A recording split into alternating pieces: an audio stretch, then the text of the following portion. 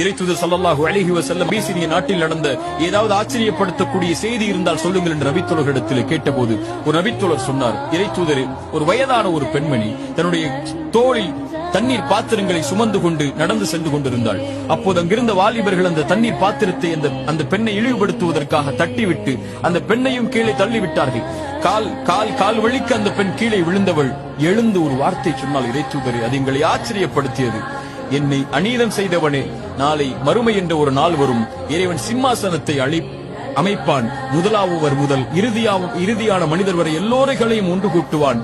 நாவுகள் சீலிடப்பட்டு கரங்கள் தோள்கள் பேசும். அந்த நேரத்தில் இறைவனுக்கு முன்னால் என்னுடைய சிம்மாசனம் இருக்கும் போது உனக்கும் எனக்கும் நீ நடந்த இந்த அநீதி அங்கே பேசப்படும். அப்போது பார்த்துக் கொள்கிறேன் உன்னை என்று சொன்னாள்.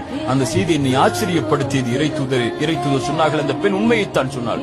பலமில்லாத அந்த பெண் பலமுள்ள மக்கள் இருக்கும்போது இரக்கம் காட்டப்படாமல் இருக்கும்போது இறைவன் எப்படி அந்த சமூகத்திற்கு இரக்கம் காட்டுவான் என்று இறைத்தூதர் ஸல்லல்லாஹு அலைஹி வஸல்லம் நீதியின் குரலை சொன்னார்கள். இறைத்தூதர் ஸல்லல்லாஹு அலைஹி